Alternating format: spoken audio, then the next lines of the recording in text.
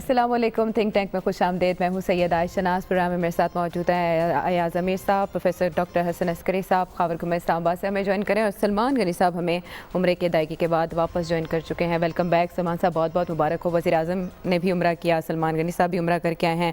پاکستان کے لیے یقیناً بہت سی دعائیں کر کے آئے ہوں گے. اور اب ہم موضوع کی طرف آ جاتے ہیں. کہا جاتا ہے کہ مشکلیں اتنی پڑی مجھ پر کہ آسان ہو گئیں. کچھ ایسے ہی ایکسپیکٹ کیا جا رہا تھا کہ شاید نواز شریف صاحب کے لیے بھی مشکلات آسان ہوں جب وہ خاموشی اختیار کیے بیٹھے تھے, وہ اور ان کی صاحبزادی آصف علی زرداری صاحب کے لیے بھی. لیکن مقدمات پے در پے مقدمات نے ان دونوں کو پسپائی پر مجبور کر دیا, اور اب نوجوان قیادت مریم نواز اور بلاول بھٹو زرداری لانچ ہو چکے ہیں. وہ اس کو آگے لے کر چل رہے ہیں, اور ہم نے مریم صفدر بقول خاور گھمن کے ان کو بہت ایکٹیو دیکھا ہے ٹویٹر پر. وہ باقاعدہ نالائق اعظم وزیر اعظم کو قرار دے رہی ہیں, جس پر فردوسہ شکوان کہتے ہیں کہ وہ فرسٹریشن کا شکار ہیں.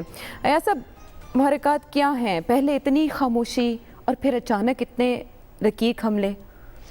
پہلے تو ایک اس تجربے سے گزرے جو ان کے لیے ایک ٹراما سے کام نہ تھا. وزارت عظمیٰ, پھر کیس ہوا, پھر وہ آسمان سے بجلی گری جس کا نام تھا پاناما لیکس اور پاناما کیس جو تھا, اس سے وہ بنا معزول ہوئے. تو مجھے ان کے لیے وہ بہت زیادہ تھا. پھر وہ یہ طے کر نہیں پائے کہ ہمیں کیا کرنا چاہیے. ان کا انہوں نے ایک سٹینس لیا تھا, ایک موقف لیا تھا کہ ہم سختی سے کریں گے. وہ جی ٹی روڈ پہ آئے کہ ایک عوامی موبلائزیشن ہوگی اور ہم کہیں گے, اور ہم مجھے نکالا کیوں, یہ کیا, وہ سب کچھ ہوا. اس کے بعد لیکن وہ دباؤ مسلسل رہا, اور پھر وہ چپ کر گئے. وہ جو ہے وہ سارا جو بیانیہ تھا وہ جی ٹی روڈ والا وہ جو ہے وہ بالکل وہ ہو گیا. اور یہ پتہ چلنے لگا کہ جیسے آپ کہتے ہیں نون لیگ میں شہباز شریف والی لائن کہ مصالحت کی جائے, ٹکراؤ نہ کیا جائے, وہ ہے. لیکن اس سے بھی کچھ کارگر نہیں ہے. تو اب یہ ہے کہ سارا دباؤ پڑنے کے بعد جو ان کے ساتھ ہونا تھا وہ تو ہو گیا. والد صاحب جو ہیں وہ جیل میں ہیں. انہوں نے ایک سے زیادہ مرتبہ درخواست دی کہ صحت کی بنیاد پہ, میڈیکل گراؤنڈز پہ ان کو رہا کیا جائے. بیل ملی, وہ بھی نہیں ملی. تو اب اندر ہیں, انہیں شاید کچھ عرصہ وہاں پہ رہنا پڑے.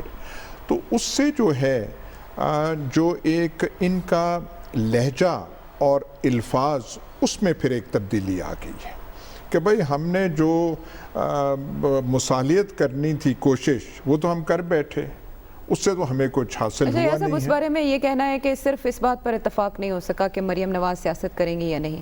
معاملات سیٹل ہونے کے قریب تھے. صرف مریم نواز کے معاملے پر معاملات خراب ہوئے اور پھر یہ خاموشی ٹوٹی, ڈیل نہیں ہو سکی. دیکھیے, اس کا ہمارے پاس تفصیلات نہیں ہیں. ہمارے پاس صرف سپیکولیشن ہے کہ ایسے ہوا, ایسے ہوا, ایسے ہوا, ایسے نہ ہوا.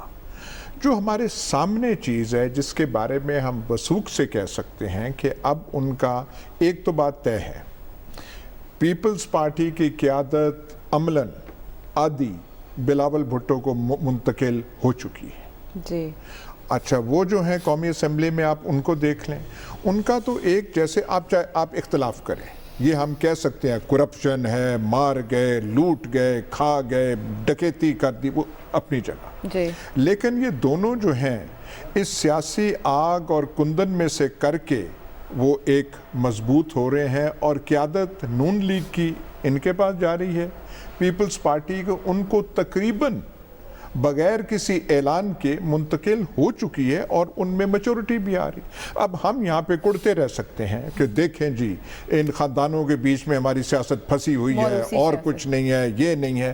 لیکن جو ایک تبدیلی جو لے کر آئے تھے نعرہ عمران خان, وہ بات کچھ ایسے کیونکہ بن نہیں رہی, تو جن کو ہم کہتے تھے, کم از کم میں سمجھتا تھا کہ ان کی سیاست ختم ہو چکی ہے, یہ نہیں ہے.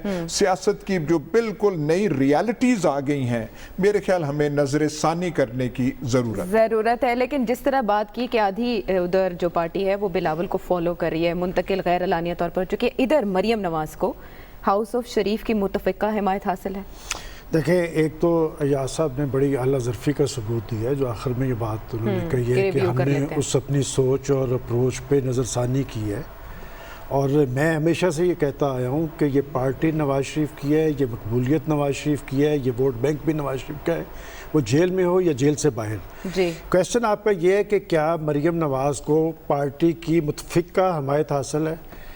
دیکھیں ابھی پروگرام سے پہلے پروفیسر صاحب بے نظیر بھٹو کا ذکر کر رہے تھے. اصل میں انہوں نے تو اس تناظر میں بات کی تھی جب آپ نے کہا کہ یہ مریم صفدر ہے یا مریم نواز, تو بے نظیر زرداری تھی لیکن بے نظیر بھٹو ثابت ہوئیں, اور مریم صفدر تھیں ہیں لیکن ثابت وہ مریم نواز ہوں گی. اب پارٹی کے اندر متفق ہے.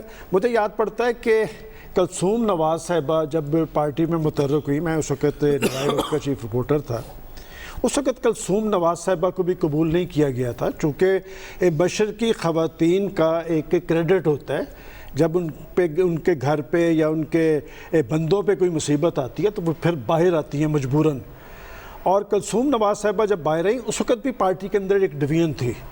وہ جو مصلحت کوش تھے, وہ جو بعد میں جنرل مشرف کی گود میں جا کے بیٹھ گئے, وہ کلثوم نواز سے جنرل مشرف تھر تھر کانپتے تھے یا نہیں کانپتے تھے, دو آراء ہو سکتی تھی, لیکن وہ سارے کلثوم نواز سے تھر تھر کانپتے تھے.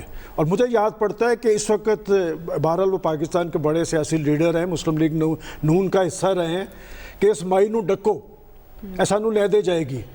اس وقت سیم یہی صورتحال مریم نواز کے حوالے سے. میں یہ تو ماننے کے لیے تیار نہیں ہوں کہ متفقہ حمایت انہیں حاصل ہے, لیکن جس طرح کل تک ہم لوگ عمران خان کو پاکستان میں تبدیلی کی علامت سمجھتے تھے, آج کے حالات کے اندر مریم نواز رد عمل کی ایک علامت کے طور پہ باہر آئی ہیں اور رد عمل وہ ظاہر کریں گی. دیکھیں بات یہ کہ وہ کیوں خاموش تھی, ہم لوگوں نے شور ڈالا تھا کہ وہ ایک ڈیل ہو رہی ہے, نواز شریف صاحب باہر جا رہے ہیں اور وہ ڈیل ہو چکی ہے, اتنے دنوں میں وہ باہر چلے جائیں گے.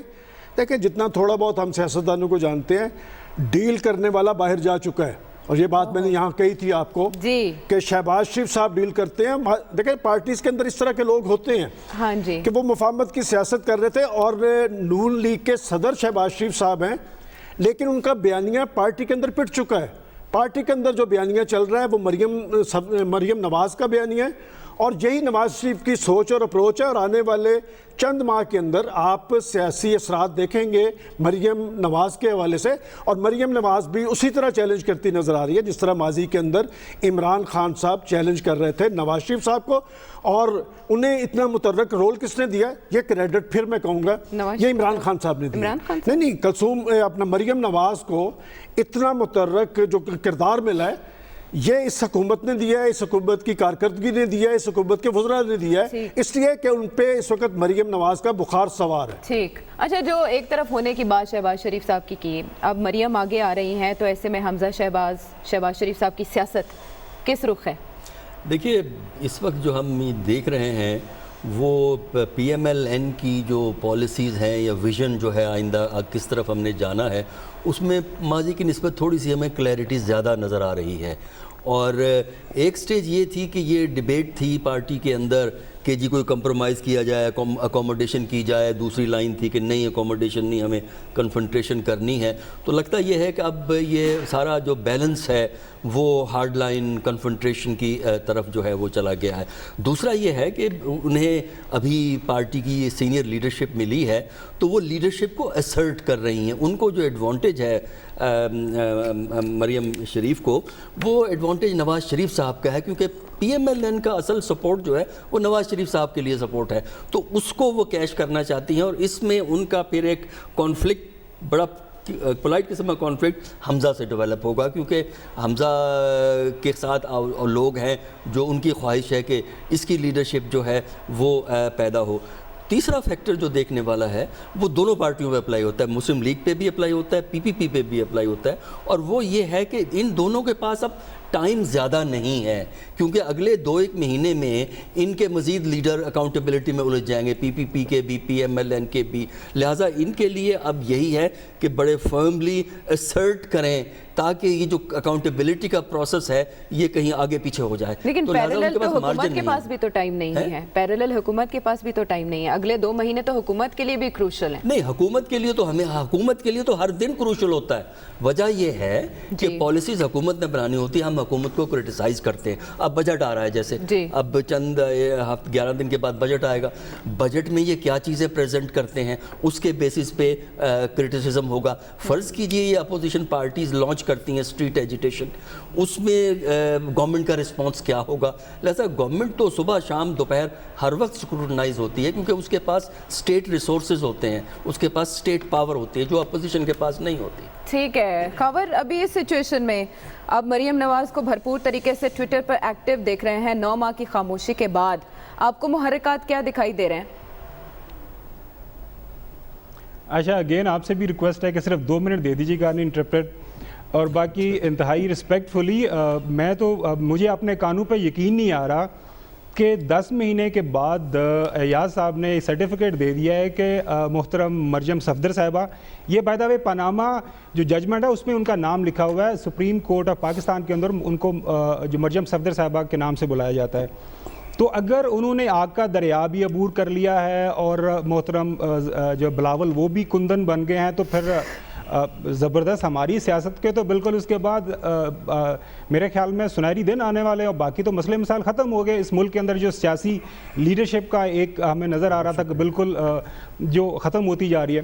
دیکھیں مجھے بظاہر 3 وجوہات نظر آ رہی ہیں محترمہ جو مریم صفدر صاحبہ کی اس وقت جو ہے وہ ان کے متحرک ہونے کی. نمبر 1, وہ ایک ثابت کرنا چاہ رہی ہیں کہ یہ پارٹی نواز شریف کی ہے, اور اس پارٹی کے اندر بیانیہ نواز شریف کا چلے گا, اور اس نواز شریف کی جو وارث ہیں وہ واحد اور واحد مریم صفدر ہے.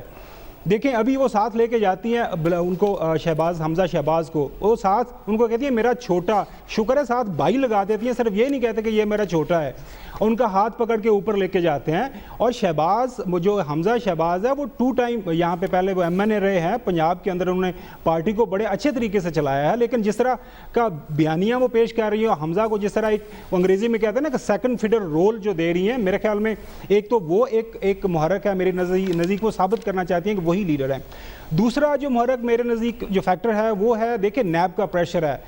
خود یہ اس وقت بیل پر ہیں, نواز شریف صاحب جیل میں ہیں, خاقان عباسی صاحب کے اوپر جو کیسز ہیں وہ اپنی انویسٹیگیشن منطقی انتہا تک پہنچنے جا رہی ہے. احسن اقبال صاحب سے سوالات ہو رہے ہیں, خواجہ آصف صاحب یقینی طور پر ان سے بھی ایک کیس کے حوالے سے انویسٹیگیشن جاری ہے. تو وہ پریشر بلڈ ساری ان کی جو پارٹی کرنا چاہ رہی ہے. نیب چونکہ آج کل انڈر ڈیورس ہے, نیب چیئرمین خاص طور پر, تو وہ چاہ رہے ہیں تھوڑی سی سافٹ پیڈلنگ ہو ان کے اوپر. اور تیسرا ظاہر بات ہے اس میں عمران خان کا کردار ہے, عمران خان کی حکومت کا, کہ 10 مہینے کے اندر ان کی کارکردگی وہ نہیں رہی جو ایکسپیکٹڈ تھی. شاید کوئی تبدیلی آ جاتی معاشی محاذ کے اوپر, ان کے جو فیصلے انہوں نے کیے ان کو واپس جانا پڑا, نئی ٹیم لانا پڑی, اور ایک ملک کے اندر جس طرح مہنگائی ہے, تو وہ ایک متفقہ پوائنٹ تمام پولیٹیکل پارٹیز کے ہاتھ میں ہے. اور میرے خیال میں یہ اس پہ سیاست ہونی بھی چاہیے اور اپوزیشن پولیٹیکل پارٹیز کرتی ہیں. یہ 3 میجر پوائنٹس میری نظر میں جو ہیں وہ ہیں. باقی چلو ایک اور اچھی بات مان لی آج جو ہے سلمان غنی صاحب نے کہ یہ ڈیل کرنے کے ماہر ہے, اور ماضی میں انہوں نے ڈیلیں کی ہیں آن دا ریکٹ. اور اگر شہباز شریف صاحب کو یہ مائنس کر رہے ہیں تو یہ تو آج کی بہت بڑی خبر ہے کہ آئندہ آنے والے دنوں کے اندر نون لیگ کے اندر جو پارٹی کے لیڈر ہیں, اس وقت پارٹی کے صدر ہیں آن کاغذوں کے اوپر, ان کا کوئی کردار نہیں رہے گا. جی اچھا, بہت شکریہ آپ نے اپنا ٹائم لیا. لیکن جس طرح سے یہ بات کریں شہباز شریف صاحب کی خاموشی سے رخصتی کی, گڈ کاپ بیڈ کاپ, بار بار الزام دیا جاتا رہا کہ یہ دونوں اس طرح سے کھیلتے ہیں. ابھی بھی آپ سچویشن کو ایسے سمجھیں؟ دیکھیں ہم تو میں خاور صاحب سے زیادہ پریشان ہوں. جی, ان کی پریشانی جو ہے وہ اتنی زیادہ نہیں ہے, میری زیادہ ہے. ہم تو کہہ رہے تھے کہ یہ پرانی سیاست ختم ہو چکی ہے, یہ دوبارہ جو ہے واپس نہیں آ سکے گی. ہم تو کہہ رہے تھے کہ اب جو قبلہ ہوگا وہ پاک پتن ہوگا. آپ نے نسخہ جات لانے ہوں گے تو آپ نے وہاں سے لانے ہوں گے. ہم تو یہ سمجھ رہے تھے کہ ایسی تبدیلی کی ہوائیں آئیں گی کہ یہ رائیونٹ کیا اور یہ لاڑکانہ اور رٹو ڈیرو کیا, یہ سارے کے سارے مسمار ہو جائیں گے. ہم نے تو ہماری زبانیں گھس گئی تھیں کہ ڈکیتی ماری, فلانا دیا, جائیدادیں بنائیں, یہ کیا وہ کیا. ہم تو یہ بھی کہتے تھے کہ وہ رائیونٹ کی جو دیواریں ہیں پتہ نہیں کتنے پیسے ان پہ لگ گئے, وہ بم پروف شیلٹر پہ, وہ سب کچھ ہم کہتے تھے. پر اب اس کا کیا کیا جائے؟ ضیاء الحق بھی سمجھتے تھے کہ جب بھٹو کو ہم نے معزول کیا اور پھانسی پہ چڑھا دی تو پیپلز پارٹی ختم ہوگی. اب وہ نہیں ختم ہوئی تو اس کا کیا پھر کیا جائے؟ ہونا یہ چاہیے تھا کہ یہ جب تبدیلی آئی تھی پاکستان میں تو پیپلز پارٹی اور نون لیگ کا تو یہاں پہ کوئی بندہ ایم پی اے رہنا نہیں چاہیے تھا پنجاب اسمبلی میں. جی میں تو حیران ہوں اور پریشان ہوں کہ وہ کیوں سارے کے سارے ابھی تک وہاں پہ بیٹھے ہوئے ہیں. ملک احمد خان سے لے کے فلانی وہ اور ان کو پنجاب حکومت کو کتنے 46 وہ بنانے پڑے ہیں, 38 بنانے پڑے, 36 اضلاع, اب تو 40 ہو چکے ہیں. نہیں وہ جو ان کے سپوکس پرسن جی جی بالکل ترجمانوں کی بات اتنے ہو وہ رہی کروانے پڑے ہیں, پہلے بھی موجود تھے. وہ ایسے ہے, وہ ایک تو بیوروکریٹس کو بنا. ہم تو اس چیز سے حیران ہیں. لیکن ایاز صاحب میں نے ہم تو دعا گو ہیں روز کہ عثمان بزدار صاحب جو ہیں ملک امیر محمد خان آف کالا باغ بن جائیں. ہم تو روز کہتے ہیں کہ عثمان بزدار جو ہے مصطفیٰ کھر بن جائیں, یہاں کے وہ مطلب شیر پنجاب بن جائیں. اب وہ نہیں اگر چیز ہو رہی تو اس کا ہم کیا کریں. یہی مریم صفدر تھی, ہم کہتے تھے, ہم یہاں پھپتیاں کستے تھے کہ بھائی وہ شیروں کا کیا ہو گیا, وہ رائیونڈ والے صرف دھاڑ کی آواز زو سے آتی ہے. دھاڑ جو ہے میں نے کہا وہ اس کی وہ چڑیا گھر سے آ جاتی ہے آواز, وہاں سے نہیں آ رہی. اب یہ جو ہے وہ جو ہے اس پہ پھپتی انہوں نے کسی. خاور صاحب نے بالکل درست انہوں نے کہا کہ یہ وہ بلاول بھٹو اور قومی اسمبلی میں جو کل ہوا تھا اس میں اگر کوئی مین کردار ادا کر رہا تھا بلاول بھٹو کر رہا تھا, ایگریسو. اور وہ جو تبدیلی کے وزراء تھے ان کو تو بولنا کے کوئی انداز ہی نہیں تھا. یعنی علی محمد خان صاحب کا تو آپ نے سنا اچھا خاصا, انہوں نے جو باتیں کی, جو ایسی باتیں ان کو کرنی چاہیے تھی وہاں پہ, آج جو ہے وہ کہنا نہیں چاہیے. آج اس علاقے میں وہ جو کے پی کا ہے, آج پھر وہاں پہ ایک حملہ ہوا ہے. تو وہ نازک معاملات ہیں, نازک معاملات کے لیے آپ کو سمجھداری سے کام کرنا چاہیے. آپ نے ہر مسئلے کو سمجھا ہوا ہے کہ آپ جو منہ میں آئے اور آپ ایسے کہتے ہیں, ایسے معاملات تو ٹھیک نہیں ہوتے. تو ہم تو خود پریشان ہیں, یہ ہے. لیکن اب یہ ہمارے سامنے 10 مہینے میں ہو چکا ہے کہ آنا چاہیے تھا, نئی پود میں آنا چاہیے تھا. ہم تو کہتے ہیں بخابر گھومن صاحب نوجوان آدمی ہیں, یہ سامنے آئے اور قیادت کی جو وہ ہیں وہ بحران ہے اس کو دور کریں. پھر وہی ہیں بلاول بھٹو اور یہ مریم. چلیں آج مان لیتے مریم صفدر سے جی, پر وہی جو ہے سارا وہ کمان اب کرے. اب اس کا کیا کیا جائے, ہم تو پریشان ہیں. جی سلمان صاحب کیا کہیں گے؟ ایک تو ابھی جو ذکر کیا ہے پنجاب کے 40 ترجمانوں کا, تو پاکستان کی سیاسی تاریخ میں ہم نے مہربانوں کے نتیجے میں تو حکومتیں چلتی دیکھی ہیں, ترجمانوں کے ذریعے بلبوتے پہ نہیں. اور ترجمان کس چیز کی ترجمانی کریں گے؟ اس چیز کی کہ پاکستان کے عوام کی حالت زار کیا ہے, اشیاء ضروریات کی قیمتوں میں آگ کیوں لگی ہوئی ہے, پیٹرولیم کی قیمتیں بڑھانے کے اثرات کیا ہوں گے, ملک کے اندر بے چینی کیوں ہے, بے یقینی کیوں ہے. بات یہ کہ ہم جرنلسٹ ہیں اور جرنلسٹ ہونے کی حیثیت سے جو کچھ ہم دیکھ رہے ہیں, ابھی خاور صاحب نے کہا کہ میں نے کہا کہ شہباز شریف صاحب ڈیل کر کے گئے ہیں. خاور صاحب یہ بڑی تلخ تاریخ ہے. یہ آج سے 3 سال پہلے خان صاحب کہاں پر کھڑے تھے, وہ پاکستان میں تبدیلی کے دعوے دار تھے, اور اس کے بعد انہوں نے کہا کہ ہم سیاسی تبدیلی بھی کریں گے, ہم چہرے تبدیل کر دیں گے. اور جن لوگوں کے خلاف رد عمل کے نتیجے میں لوگ ان کے ساتھ آئے تھے, وہ چن چن کے کس نے ساتھ کھڑے کیے وہ پاکستان کے عوام بہت اچھی طرح جانتے ہیں. یہ ڈیلوں سے بھری پڑی تاریخ ہے. اب بات یہ کہ چونکہ بات مسلم لیگ نون کی سیاست کی ہو رہی ہے, اور میرے خیال اس بات پہ تو سب کا اتفاق ہے کہ یہ پارٹی بھی نواز شریف کی مقبولیت, دیکھیں شہباز شریف صاحب کا اپنا ایک رول ضرور ہے پنجاب کی سطح پہ. انہوں نے جو کام کیا ہے کہ آج کیا تحریک انصاف کے لوگ کمپیریزن کرتے ہیں بزدار صاحب کا اور شہباز شریف صاحب کا, وہ تو خود نقائص نکالتی ہیں. میں آپ کو پورے یقین سے یہ کہتا ہوں, یہ جو 40 ترجمان بنائے ہیں, کم از کم 20 کو میں پرسنلی جانتا ہوں, 20 کے 20 کی ریزرویشن ہے اپنے چیف منسٹر کے حوالے سے. اس طرح حکومتیں نہیں چلا کرتی. بات یہ دوسری بات انہوں نے کہی کہ وہ سنہری دور آنے والا ہے. وہ سنہری دور تو آ چکا ہے. دیکھیں ہم یہاں پر بیٹھ کے کہتے تھے کہ 2 پارٹیز کا تجربہ قوم نے کر لیا, تیسری پارٹی آ رہی ہے, دودھ اور شہد کی نہریں بہیں گی. پاکستان کے اندر انصاف گلی محلے میں آپ کو متحرک نظر آئے گا. پاکستان میں سیاسی تبدیلی ہوگی. میں خدا کی قسم کھا کے کہتا ہوں کہ آپ پاکستان کی سیاسی تاریخ اٹھا کے دیکھ لیں, یہ اپوزیشن ہمیشہ 2-3 سال کے بعد بنتی ہیں. ایک خاص وقت ہوتا ہے جس کے بعد سیاسی جماعتیں. اور جناب آپ کا ہر آنے والے دن کے اندر ایک بدخبری قوم کی سامنے کھڑی ہوتی ہے کہ مجھے بتائیں کہ جس دن سے یہ حکومت آئی ہے کوئی ایک خوشخبری عمران خان صاحب کی حکومت کی طرف سے کسی عام آدمی کو ملی ہو, کہ میں سعودی عرب گیا, دیکھیں محمد بن سلمان نے وہاں پر ٹیکسیشن کی ہے 5% کی, لیکن ایاز صاحب اس نے اپنی نئی نسل کو وہاں روزگار دیا ہے. آپ کو ایئرپورٹ پہ لڑکیاں کام کرتی نظر آ رہی ہیں. اب ایئرپورٹ پہ وہاں پر رش نہیں ہوتا, حکومتیں دینے کے لیے ہوتی ہیں, لینے کے لیے نہیں ہوتی. آپ لوگوں کی جیبیں بھی کاٹ رہے ہیں, ملکی خزانہ بھی کنگال ہو رہا ہے, اور دنیا بھر میں جگنسائی ہو رہی ہے, اور جا کے کہتے ہیں جی میرا ملک کرپٹ ہے.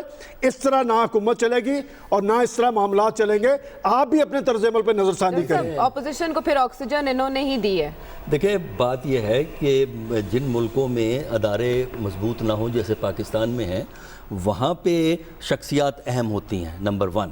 نمبر 2, پالیٹکس جو ہے وہ ان ایون ہوتی ہے, ایک طرف سوئنگ لیتی ہے, دوسری طرف سوئنگ لیتی ہے. مثلا جب یہ گورنمنٹ بنی ہے تو سوئنگ پی ٹی آئی کی فیور میں تھی, لیکن یہ اب سوئنگ جو ہے وہ نیوٹرلائز ہوتی ہوئی نظر آتی ہے. اپوزیشن اب زیادہ اسرٹیو ہمیں نظر آتی ہے. تو یہ اس کا مطلب یہ نہیں ہے کہ یہ جو بیلنس اس وقت ہوا ہے یہ بیلنس ایک مستقل بیلنس ہے. ہو سکتا ہے کہ اس میں بھی جو ہے وہ تبدیلی آ جائے, اور اس کے لیے ضروری یہی ہے نا کہ اگر یہ پولیٹیکل فورسز اکٹھی ہو کر کوئی پریشر بلڈ کر سکتی ہیں اسٹریٹس میں, اور لوگوں کو یہ یقین دلا سکتی ہیں کہ جو ان کا پروٹیسٹ ہے, جو ان کا ایجیٹیشن ہے, وہ عوام کی بہتری کے لیے ہے, اپنی لیڈرشپ کو بچانے کے لیے نہیں ہے. اگر یہ کنونس کر لیں گے تو کامیابی ہوگی. اگر یہ کنونس نہیں کر پاتے تو پھر میرا خیال ہے کچھ عرصے کے بعد بیلنس ادھر ادھر ہو جائے گا. مجھے تو فکر یہ ہے کہ اگر یہ بیلنس زیادہ بے قابو ہو جائے تو وہ گلیوں میں چلا جاتا ہے, اسٹریٹس میں چلا جاتا ہے, اور اس کا مطلب یہ ہے کہ ملک کے اندر خلفشار بڑھ جاتا ہے. تو لہٰذا اپوزیشن کو بھی, گورنمنٹ کو بھی ایک ذمہ دارانہ رویہ اختیار کرنا چاہیے تاکہ یہ معاملے جو ہیں طے ہوں, خلفشار کی طرف نہ جائیں. اور جو کنونس کرنے کی بات خاور ڈاکٹر صاحب نے کی, یہ کیسے ممکن ہوگا کہ اس کو الگ رکھا جائے جو کیسز ان پر چل رہے ہیں, لیکن عوامی مسائل کی سیاست کی جائے؟ عائشہ پرابلم یہ ہے کہ اگین میں اسی طرف آؤں گا کہ اگر ہم پچھلی 70 سالہ جو ہماری جو سیاسی تاریخ رہی ہے اس کو سامنے رکھتے ہوئے تبصرے اور تجزیے کریں گے تو بالکل ایاز صاحب جو بات کر رہے ہیں وہ بھی 100% ٹھیک ہے. سلمان غنی صاحب کا بھی تجزیہ بالکل 200% ٹھیک ہے کہ یہ ایسے کبھی نہیں ہوا, ایسے ہم نے کبھی دیکھا نہیں ہے. ہاں موجودہ حکومت آئی ہے, آنے کے بعد پنجاب کے اندر ایک چھانگا مانگا کا ایپیسوڈ ہونا چاہیے تھا. جس طرح شہباز شریف صاحب آئے تھے, وہ بیچارے وہ پی ایم کے 54 ایم پی اے تھے, اس میں سے 35-37 کا گروپ بنوا کے وہ مانیکا صاحب کی سربراہی میں اپنے ساتھ ملا لیا تھا. جنوبی پنجاب صوبہ تحریک بھی بنی تھی وہاں پہ پنجاب کے اندر. اچھا سن تو لیں سر, میری بات تو سن لیں. وہاں پہ پرابلم یہ ہے کہ آپ اگین وہی بات آ جاتی ہے کہ آپ کے سامنے کیا چیزیں ہو رہی ہیں. سلمان غنی صاحب نے کہا خوشخبری, ہاں میرے نزدیک ایک بہت بڑی خوشخبری ہے کہ آپ جب یہ حکومت اگر کل جاتی ہے, پرسوں جاتی ہے, کبھی کوئی ایسا آپ کے سامنے کوئی بڑا کیس نہیں آئے گا کہ عمران خان نے اپنے کسی وزیر کے ذریعے کوئی کک بیک لی ہے, لنڈن ایون فیلڈز کے اوپر فلیٹس بنائے ہیں, کوئی آف شور کمپنی بنائی ہے, اپنے کسی رشتہ دار کو کوئی ٹھیکہ شیکہ لے کے دیا ہے اپنا آفس استعمال کرتے ہوئے. باقی جہاں تک بات ہے سیاست کی, اب میرے نزدیک تو اگر آپ کہہ رہے ہیں کہ یہ مریم صفدر صاحبہ بہت بڑی سیاستدان بن گئی ہیں, اور جس طرح عائشہ کہہ رہی ہیں کہ جی ایگریشن محترم بلاول بھٹو زرداری صاحب کا, دیکھیں کچھ on the ground facts and figures بھی دیکھیں. یہ جو فیک بینک اکاؤنٹس ہیں, باقی جو دوسرے کیسز چل رہے ہیں, اس ملک کے ساتھ 70 سال میں ہوا کیا ہے. اور ایک حکومت مان لیا کہ یہ بڑے ہی ان کی کارکردگی خراب ہے, 10 مہینے کے بعد ہم بالکل جو ہے ایک دن بھی دینے کے لیے تیار نہیں ہے, اور سلمان غنی صاحب کے مطابق اس حکومت کو کل کو بھجوا دیں گھر. یہ نالائق ہیں. میں نے تو نہیں کہا, میں تو کہہ رہا ہوں 5 سال پورے کرنے چاہیے تاکہ ہمیشہ کے لیے جان چھوٹ جائے. دیکھیں اگر آپ وہ بات نہ کہیں جو ہم نے نہیں کہی. 58 سے دیکھیں 58 سے آنورڈ اگر ذوالفقار علی بھٹو صاحب کا جو 8-10 سالہ کیریئر انہوں نے جنرل ایوب کے ساتھ گزارا, اس کے بعد انڈیپینڈنٹ, اس کے بعد محترم نواز شریف صاحب نے جنرل ضیاء کے ساتھ گزارا, اس کے بعد انڈیپینڈنٹ, یہ دونوں فیملیز کا کولیکٹیو پولیٹیکل تجربہ 50 سال پہ محیط ہے. اور ایک عمران خان بیچارہ آ گیا, آپ 10 مہینے کے بعد اسے کہہ رہے ہیں اور اس کو نکال دیں بس حکومت سے, اس کا کوئی طریقہ کار نہیں ہے. یہ آپ کہہ رہے ہیں, ہم نہیں کہہ رہے ہیں. باقی جو اقتصادی ایسا تو کوئی بھی نہیں کہہ رہا, بشمول تمام اینالسٹ. وہی ایاز صاحب کی بات ہے کہ ہم تو سب سے زیادہ دعا گو رہے ہیں اس حکومت کے لیے, لیکن پھر وہی بات کہ حکومت نے اتنی سپیس تو دی ہے, آکسیجن تو دی ہے کہ وہ پارٹیز جن کے بارے میں کہا جا رہا تھا کہ وہ ملکی سیاست سے ریلیونٹ ہو چکی ہیں, ان کا ریٹرن ہوا ہے, وہ واپس آئی ہیں اور وہ گرج برس رہی ہیں. اس میں خطرے کے بادل تو یقیناً منڈلا رہے ہیں. بریک کے بعد آتے ہیں واپس, بات کرتے ہیں کچھ اداروں کی جن کی مضبوطی کی بات, تبدیلی کی بات خان صاحب نے کی تھی, لیکن بات کہاں تک بنی اور کیسے بنے گی؟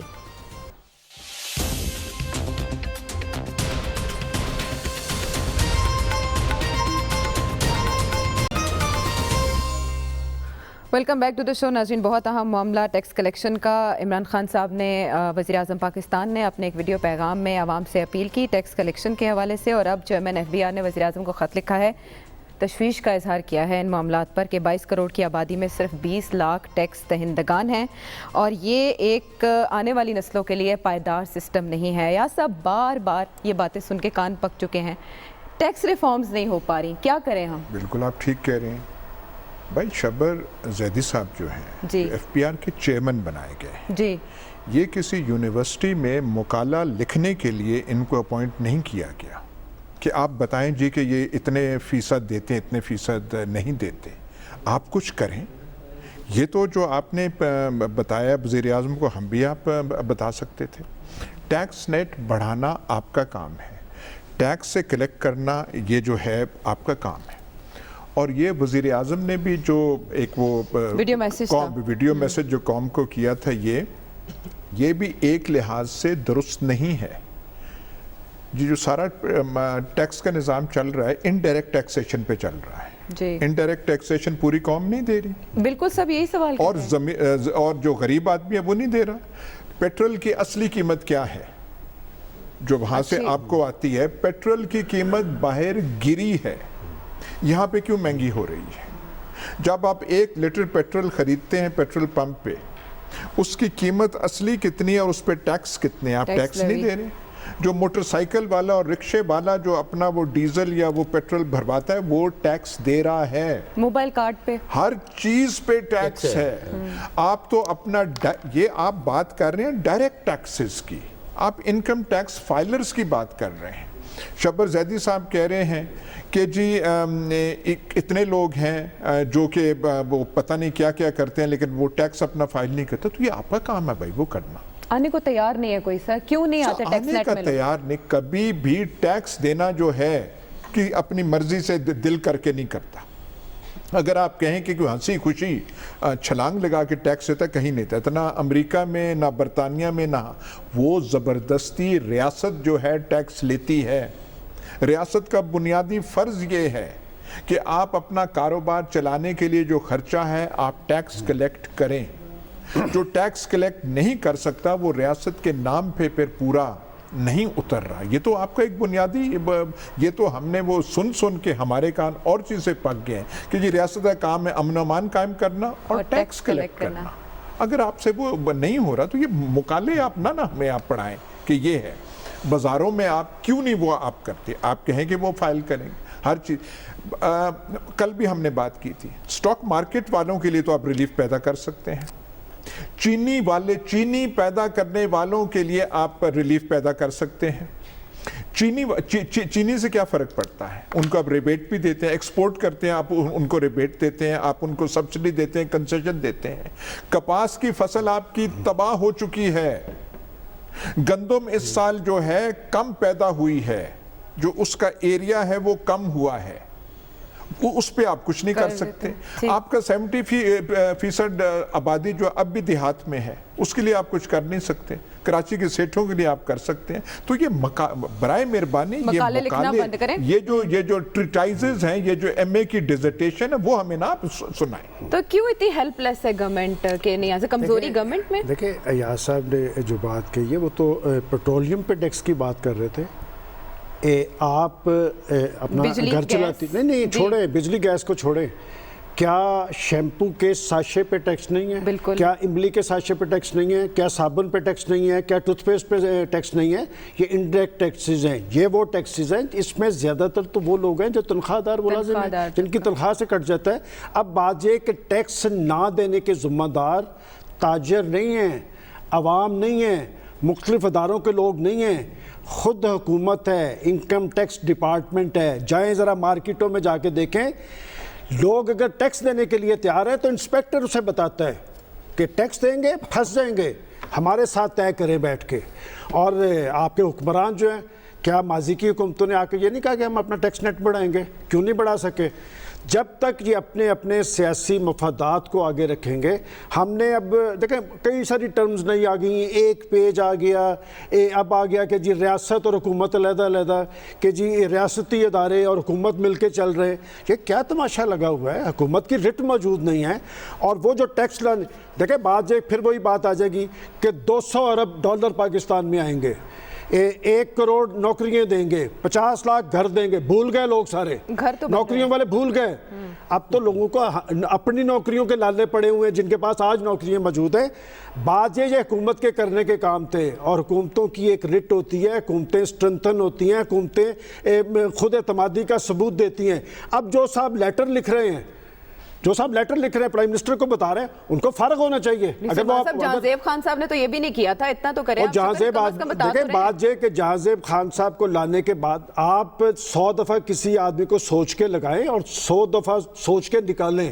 یہاں تو پاکستان کے اندر کسی شخص کو یہ نہیں پتا کہ اس نے رہنا ہے یا نہیں رہنا سرکاری نوکری پہ. جب یہ کیفیت ہوتی ہے, بے یقینی کی کیفیت ہوتی ہے, بے چینی ہوتی ہے, تو معاملات آگے کی طرف ہی چلتے. میں سمجھتا ہوں کہ خان صاحب اس حوالے سے بڑی کمٹمنٹ کے حامل تھے کہ ٹیکسیشن بڑھے گی, عام آدمی کو ریلیف ملے گا. نہ عام آدمی کو ریلیف ملا, نہ ٹیکسیشن بڑھی, 500 ارب کے ریونیو آپ کے کم ہو گئے. تو بات یہ کہ اس ساری صورتحال کا ذمہ دار کون ہے, ذمہ داری کا تعین کریں. احساس ذمہ داری جو ہوتی ہے وہ معاملات میں سلجھاؤ پیدا کرتی ہے. آپ ڈر کس بات سے رہے ہیں؟ خاور صاحب ہمیں کوئی پرابلم نہیں ہے, عمران خان صاحب کو 5 سال کے لیے مینڈیٹ دیا ہے پاکستان کے عوام نے.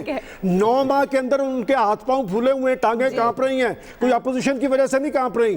پاکستان کے عوام کے ساتھ جو آپ نے سلوک کیا ہے, جو مہنگائی, بے روزگاری, غربت جس شرح پہ پہنچی ہے, اس کی وجہ سے یہ ٹانگیں کانپ رہی ہے. لہٰذا جواب ہونا پڑے گا. ڈاکٹر صاحب کیا علاج, کیا غیر روایتی طریقہ؟ بڑی سمپل سی بات ہے, ابھی بالکل صحیح بات کہی گئی ہے کہ ٹیکس تو ہر شخص دیتا ہے.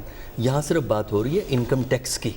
انکم ٹیکس میں بھی ایک سلیب ہے, اگر آپ اس سے نیچے ہیں تو آپ پہ انکم ٹیکس اپلائی نہیں ہوتا. ایک سلیب سے اوپر ہے.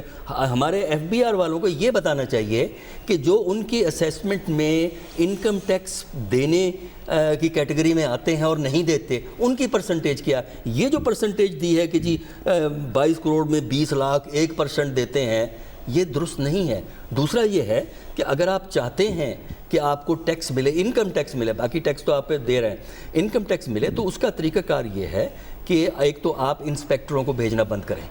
یہ ہراس کرتے ہیں, یہ منع کرتے ہیں کہ ٹیکس نہ دینا, ہم تمہارا بندوبست کروا دیں گے.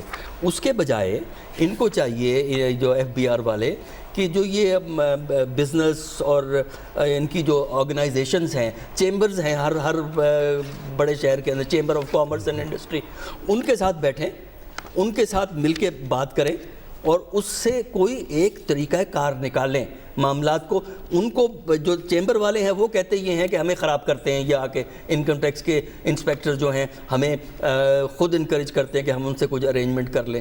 اسی طرح حکومت کو بھی ہے. پھر ایک اور چیز ہے جو حکومت کو کرنی چاہیے کہ جب وہ ٹیکس کلیکٹ کرتے ہیں تو اس ٹیکس کا کم از کم 25% اس علاقے میں خرچ ہو جس علاقے سے آپ نے ٹیکس کلیکٹ کیا ہے. مغرب میں اگر لوگ ٹیکس دیتے ہیں, ایک تو خیر اکانومی کوڈیفائیڈ ہے, دوسرا یہ کہ لاء سخت ہے, تیسری ایک اور چیز ہے, ریاست آپ کو کچھ تحفظات مہیا کرتی ہے, کچھ سیکیورٹیز آپ کو دیتی ہے, ان امپلائمنٹ پرووائڈ کرتی ہے. یہاں آپ بیمار ہو جائیں, آپ جائیں تو ذرا سرکاری ہاسپٹل میں, بغیر سفارش کے, بغیر پیسے کے آپ کو ٹریٹمنٹ نہیں ملتا, تعلقات چاہیے. تو میرا خیال یہ ہے کہ یہ اتنا سمپلسٹک ایشو نہیں ہے.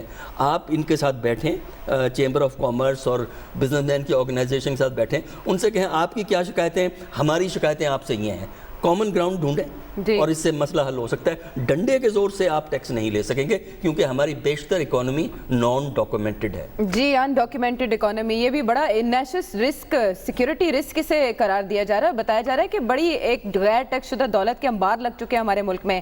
خبر یہ کتنے بڑے خطرے کی طرف نشاندہی کی ہے, اور جو اقدامات جیسی بات یہاں کی جا رہی ہے ان کی طرف جانے میں کیا آ رہا ہے, کیا مذائقہ ہے اگر ایسا کر لیا جائے؟ عائشہ دیکھیں, ایک تو یہ ایاز صاحب نے بات کی ہے وہ 100% ٹھیک ہے. پوری دنیا کے اندر کوئی بھی ٹیکس جو ہے بڑے بڑے اسپیشلی جو بزنس مین ہیں, لینڈ لارڈز ہیں, وہ ہنسی خوشی نہیں دیتے, وہ زبردستی اسٹیٹ ٹیکس لیتی ہے. اور رسپیکٹفلی جو پروفیسر صاحب کہہ رہے ہیں نا کہ جی ڈنڈے کے زور پہ نہیں لیا جاتا ٹیکس، ساری دنیا میں ڈنڈے کے زور پر ہی لیا جاتا ہے ٹیکس. امریکہ کے اندر وہ کہتے ہیں اگر آپ نے کسی کا مرڈر کر دیا وہ تو معافی ہو سکتی ہے، لیکن اگر آپ نے ٹیکس اویڈ کیا تو اس کی کوئی معافی نہیں. دیکھیں عمران خان کی جب حکومت آئی تھی، یقین کریں وہ تمام کام باقی سارے چھوڑ دیتا، صرف ایک ہی کام اپنے سامنے رکھتا کہ اس ملک کے اندر ٹیکس نیٹ کو آپ نے کس طرح بنانا ہے. دیکھیں انڈائریکٹ ٹیکس بالکل صحیح بات ہو رہی ہے کہ جو بیچارہ ماچس خریدتا ہے وہ تو میں اور آپ ہماری تنہاؤں پہ ٹیکس کاٹا جا رہا ہے. ٹیکس جن اداروں سے یا جن سیکٹر سے آپ کو لینا ہے ان سے تو آپ نہیں لے رہے. ہمارے بدقسمتی ہے، بڑے بڑے لینڈ لارڈ ہیں، ایگریکلچر سیکٹر ہے جی بالکل اس میں ہم نے ٹیکس لینا ہی نہیں ہے. وہ اپنی انڈسٹریل سیکٹرز کا بھی لینڈ لارڈز ہیں وہ شو کر دیتے ہیں انکم اپنی ایگریکلچر آپ نہیں لے سکتے. پورے پاکستان کے تمام بڑے شہروں کے اندر وہاں پہ جتنے بھی بزنس سینٹرز ہیں وہ پرچی پہ سارا کام ہو رہا ہے. تو لہٰذا اس کے لیے آپ کو کوئی انوویٹو آئیڈیاز لے کے آنا پڑنے تھے. اور میرے خیال میں عمران خان ایک کام اگر کریں اپنے سوائے، کیونکہ خود تو میرے خیال میں ان کی اپنی عمر 68 ایئرز ہو گئی ہے، باقی تمام جو ارد گرد 60 سال سے زیادہ ہیں ان کو فارغ کریں، کوئی ینگر لاٹ کوئی ینگ بلڈ لے کے آئیں، ان کو نئے آئیڈیاز دیں. کیونکہ اب ٹیکنالوجی کا دور ہے، دنیا کے اندر جو ٹیکسیشن جو ٹیکس اکٹھا ہو رہا ہے وہ ٹیکس جو ٹیکنالوجی کے بیس کے اوپر ہو رہا ہے. نیدرا کے پاس ڈیٹا ہے کہ کتنے لوگوں کے پاس آمدن ہے جو ٹیکسیبل ابھی تک ہے ہو نہیں رہی. بڑے بڑے اسکولوں کے اندر جن لوگوں کے بچے پڑھتے ہیں، ایون اسی جو شبر زیدی صاحب نے جنہوں نے لیٹر لکھا ہے کہ جی 35 لاکھ کے قریب جو ہیں لوگوں نے جو کمرشل کنیکشنز ہیں الیکٹریسٹی کے، اس میں سے جناب کو 20% جو لوگ ہیں وہ ٹیکس نیٹ کے اندر ہیں.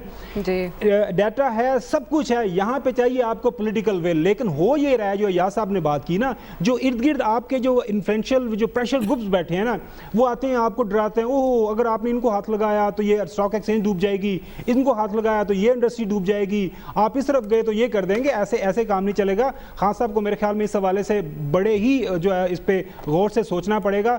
شبر زیدی ہوں میں، فرینکلی اسپیکنگ 60 ایئرز پلس ان سے کوئی ان کا بس کے کام نہیں ہے. ان کو کوئی ینگر جو بلڈ نئے لوگوں کو لانا خاور کہہ رہے ہیں فریش بلڈ لے کر آئیں، 60 سال سے اوپر کو فارغ کر دیں تبھی کام ممکن ہو سکے گا. جو چیلنجز ہیں وہ اتنے اسٹرانگ ہیں کہ آپ کو ان پر ہاتھ ڈالنے کے لیے اسٹرانگ ول چاہیے، پولیٹیکل ول چاہیے، اور یہ کچھ ٹیکنیکل معاملہ بھی ہے، یعنی اس میں ٹیکنالوجی سے بھی مدد لیں تو تب آپ ٹیکس نیٹ کو وسیع کر سکتے ہیں. ناظرین بریک کا کہا جا رہا ہے، کافی دیر سے، بریک کے بعد آتے ہیں واپس.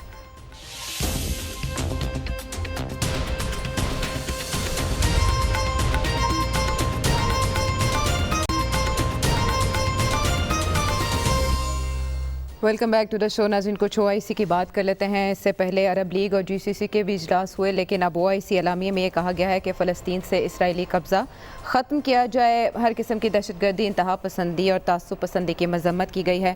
ایاز صاحب کیا نیا ہے OIC کے اعلامیے میں؟ دیکھیے جی، یہ کہنا تو غلط ہوگا کہ یہ اتنی معزز تنظیم جو ہے نہ 3 میں ہے نہ 13 میں ہے، یہ کہنا نہیں یہ غلط ہوگا. لیکن اسرائیل کا وہ قبضہ ختم ہو. اب وہ اسرائیل کی سے جو ان کا رویہ ہے وہ ساری عرب دنیا کا تبدیل ہو چکا ہے. اب تو بڑا نرم گوشہ رکھتے ہیں. اسرائیل کے خلاف جو ہیں وہ اور قوتیں ہیں، ایران ہے، حزب اللہ ہے، حماس ہے، اور جو عرب سربراہان ہیں اور جو ممالک ہیں ان کا تو بالکل ایک قسم کا انآفیشیل انفارمل ایک وہ جو ہے اچھے تعلقات ان سے ہیں، تو وہ تو کوئی بات ہی نہیں ہے.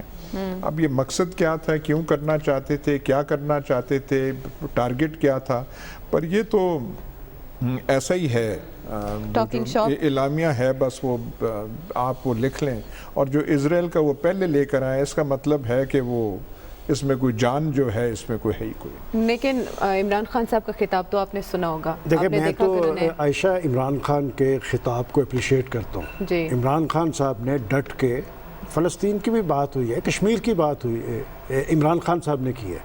تو کیا کشمیر صرف پاکستان کا مسئلہ ہے؟ ہم جو عالم اسلام کے لیے مرے جاتے ہیں، اور دیکھیں حرمین اور شریفین کے لیے سے ہماری جذباتی وابستگی ہے، ہماری جان بھی اس کے لیے قربان. لیکن بات یہ کہ جب میں حرم پاک میں خطبہ سنتا ہوں تو وہ فلسطین کی بات کرتے ہیں، وہ کشمیر کی بات نہیں کرتے. اور OIC کا اعلامیہ آپ ذرا دیکھیں کہ وہاں پر بھی صرف فلسطین کی بات کی گئی ہے، وہاں پر کشمیر کا کوئی ذکر نہیں ہے. وہ جو 6 لاکھ کشمیری مر گئے وہاں پہ، وہ بھی انسانی جسم تھے ان کے خون کا رنگ بھی سرخ تھا.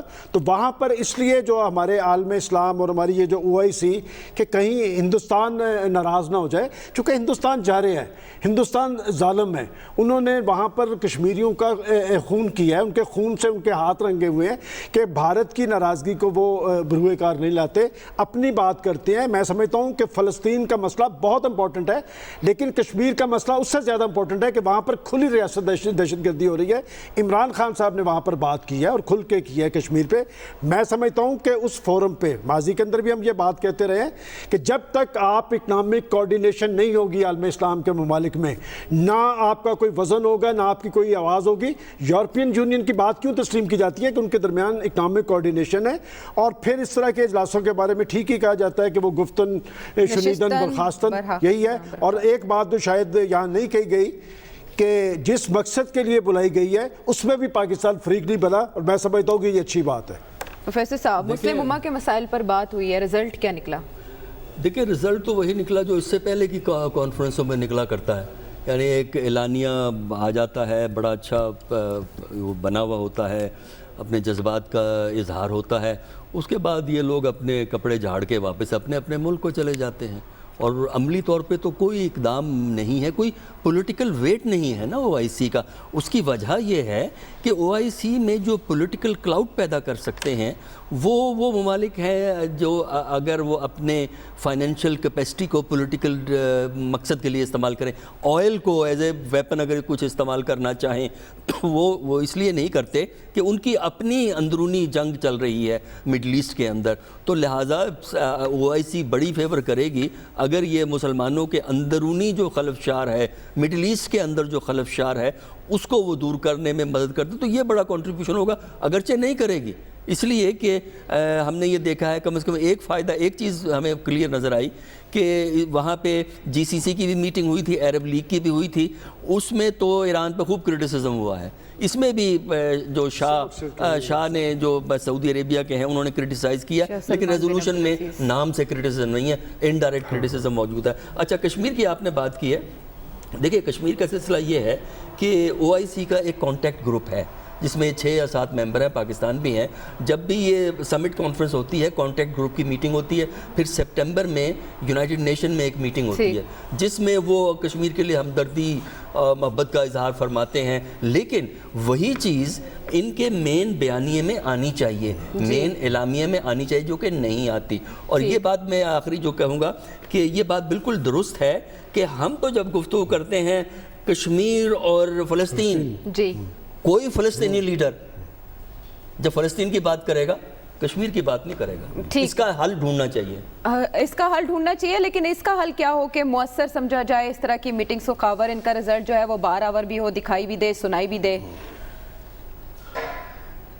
ایک تو عائشہ یہ میٹنگ ریگولر جو ہے انٹرولز کے ساتھ ہونی چاہیے، اور اس طرح کی جب میٹنگز ہوتی ہیں بظاہر ہمیں بے شک ان کے اعلامیے میں وہ چیزیں نہ نظر آئیں، لیکن جو behind the close door meetings ہوتی ہیں، اور جب یہ جو ڈیلیگیشن گیا تھا واپس آئے عمران خان کا، ان کے ایک پارٹیسپینٹ کے ساتھ میری بھی ملاقات ہوئی ہے، تو وہ یہی بات ہماری طرف سے یہی ان کو کہی گئی ہے، اسپیشلی سعودیز کو اور باقی بھی UAE والوں کو، کہ ایران کی طرف کے ساتھ یہ جو جنگ کے معاملات ہیں اس میں جو ہمارا مسئلہ ہے، کیونکہ ہم ایران کو اگنور کسی بھی صورت نہیں کر سکتے، تو میسیجنگ تو ضرور آپ پہنچا سکتے ہیں اور وہ پہنچتی بھی ہے. اور میرے خیال میں اس سارے ہونے کے بعد تو میرے خیال میں جنگ کے خطرہ تھوڑا ٹل گیا، لیکن 2 چیزیں جو ڈویبل ہیں وہ ضرور ہو جانی چاہیے. ایک تو عمران خان نے کہا نا جو سائنس اینڈ ٹیکنالوجی کا ایک کامن فنڈ ڈیولپ کر کے اس کے تحت کوئی یونیورسٹیز بنائے اور ساتھ میں اسپیشلی تجارت کے حوالے سے تھوڑے سے ایز آف ڈوئنگ بزنس ہو، تو وہ میرے خیال میں بہتر. وہ سر اس پہ امپلیمنٹیشن نہیں نہ ہو رہی، کوئی یونیورسٹیز نہیں سیٹ اپ ہو رہی. ناظرین بہت شکریہ، آپ نے انالیسس سنا، اپنا فیڈ بیک ضرور دیجیے گا. اگلے پروگرام تک کے لیے اللہ نگہبان.